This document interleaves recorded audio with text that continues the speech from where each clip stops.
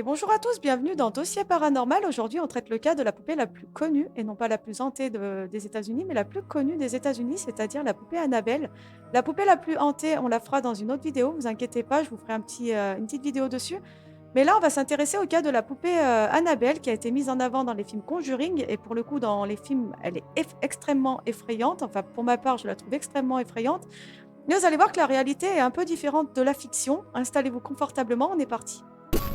Achetée dans les années 70 pour sa fille Donna âgée de 20 ans, la véritable poupée Annabelle n'était pas une poupée de porcelaine comme on peut la voir dans les films Conjuring, mais c'était une poupée de chiffon assez banale de la marque Raggedy Ann.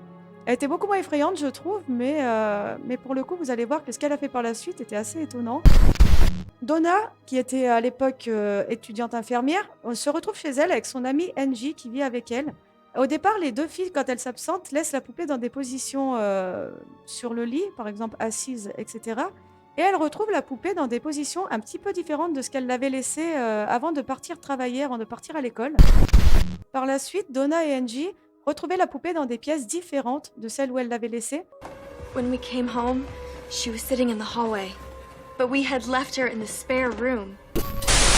Et elle se retrouvait même parfois dans la chambre de Donna, enfermée à clé. Donc c'était assez bizarre car les filles partaient à l'école et la poupée n'aurait pas dû bouger à ce moment-là. Donc elle retrouvait Annabelle dans d'autres pièces que celles où elle l'avait laissée. Elle l'a trouvée souvent avec les bras croisés, les jambes croisées, et une fois elles l'ont même trouvée adossée à une chaise du salon. Du coup, ça a fait assez peur aux filles et c'est assez compréhensible de retrouver la poupée.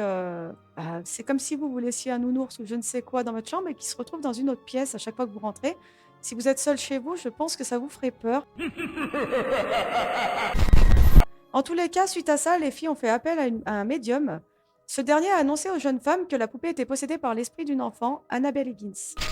Annabelle Higgins était une petite fille de 7 ans qui serait morte à l'endroit où l'appartement des deux jeunes filles a été construit. De ce que j'en ai lu, j'ai pas vraiment trouvé vraiment la véritable histoire. La seule histoire qui ressort d'Annabelle Higgins, de la petite fille qui se serait fait renverser du coup. Elle se serait fait renverser pendant que son père changeait un pneu de sa voiture. Elle a voulu courir sur la route pour attraper une pièce du pneu. C'était un boulon, je crois, ou un truc comme ça. Elle s'est fait renverser. C'est les seules infos que j'ai trouvées sur Annabelle Higgins. Donc, vrai ou pas, je ne sais pas. Mais en tous les cas, dans le corps d'Annabelle, dans le corps de la poupée, il y avait l'esprit d'une enfant. Que ce soit cette petite fille-là ou une autre, ça change pas grand-chose. Cet esprit a demandé au médium de dire aux filles qu'il aimerait être ami avec elle et donc être aimé par les deux filles. Et les étudiantes ont accepté. Et c'est à partir de là que tout est parti en sucette pour ce qui est du cas Annabelle. C'est parti en sucette, c'est là qu'Annabelle, la poupée, a commencé à se montrer violente. Elle a commencé à jeter des trucs lourdement dans des pièces, très lourdement. Elle a laissé aussi des petits mots help me un peu de partout dans l'appartement. Quand les filles rentraient, il y avait ça dans l'appartement. Le petit ami d'Angie a dit aux filles de se débarrasser de cette poupée. Il leur répétait assez souvent de se débarrasser de cette poupée. Et un jour, du coup, alors qu'il dormait chez les filles, il y a Annabelle qui serait rentrée, ça encore, on ne sait pas si c'est véridique ou pas, qui serait rentrée dans sa chambre la nuit et qui a tenté de l'étrangler. À partir de là, les 2 filles se disent que bon, comme le copain, Lou ne veut plus revenir, il a peut-être eu vraiment très peur.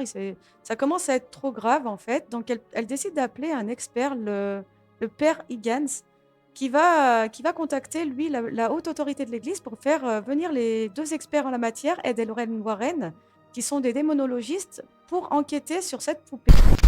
Le couple arrive dans l'appartement et voit directement que la poupée a été possédée, mais non pas par une petite fille comme il le disait, mais par un démon. Un démon assez puissant qui souhaiterait prendre apparence humaine, enfin qui souhaiterait entrer dans un corps humain. Alors les Warren, du coup, ont décidé d'enlever cette poupée aux filles. Ils ont pris la poupée et pendant le voyage jusqu'à leur maison, car ils ont un musée sous leur maison, un musée de l'occulte, ils ont pris la poupée et dans leur voiture, en fait, à un moment donné, les freins ont lâché. Ils ont failli avoir un accident, ils ont failli perdre la vie, les Warren, en ramenant Annabelle à leur musée. Mais c'est pas là que ça s'arrête, les amis. Cette poupée-là a fait pas mal de choses par la suite. Le premier incident décrit par les Warren avec cette poupée a été celui d'un prêtre qui est venu dans leur musée de l'occulte. À l'époque, la poupée Annabelle n'était pas sous la cage de verre dont elle est maintenant prisonnière. Elle était assise sur un tabouret. Le prêtre a pris la poupée, l'a jetée au sol. Ed a mis ce prêtre dehors. Le prêtre a eu un accident de voiture suite à ça. Il n'est pas mort, mais par contre, il n'avait plus de voiture. La voiture a été complètement fracassée dans l'accident en partant de chez les Warren.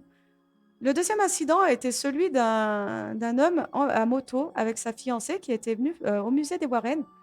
Il était venu une après-midi visiter le musée. Là, à cette époque-là, du coup, elle était sous verre, elle était protégée, Annabelle. Mais c'est quand même marqué ne touchez pas. Il ne faut pas toucher cette cage en verre, il ne faut pas toucher cette poupée, de toute façon. Et le jeune homme a voulu faire le malin en disant fais-moi mal, fais-moi mal. Il faisait. Non, il n'était pas sado, hein. Il n'était pas sadomaso. Je pense juste qu'il voulait provoquer la poupée. Il est parti avec sa petite amie, du coup, du musée en moto. Ils ont eu un accident et il est mort suite à sa visite à la poupée Annabelle. Je pense que c'est lié, hein, vu que le prêtre, c'était un peu pareil. Bon, après, ça peut être aussi une coïncidence, mais en tous les cas, sa copine qui n'a pas touché la cage a survécu. Lui est mort. Petite morale de l'histoire, on ne joue pas avec l'occulte, les copains, et on ne s'amuse pas à provoquer les démons, hein. Voilà, voilà, voilà, c'est ici que s'achève ce premier épisode de Dossier Paranormal. J'espère qu'il vous a plu. N'hésitez pas à me dire en commentaire ce que vous en avez pensé, si vous croyez ou non à la véritable histoire de la poupée Annabelle. N'hésitez pas à laisser un petit like avant de partir, à partager la vidéo pour faire connaître la chaîne. En attendant, je vous laisse, prenez soin de vous et à la prochaine.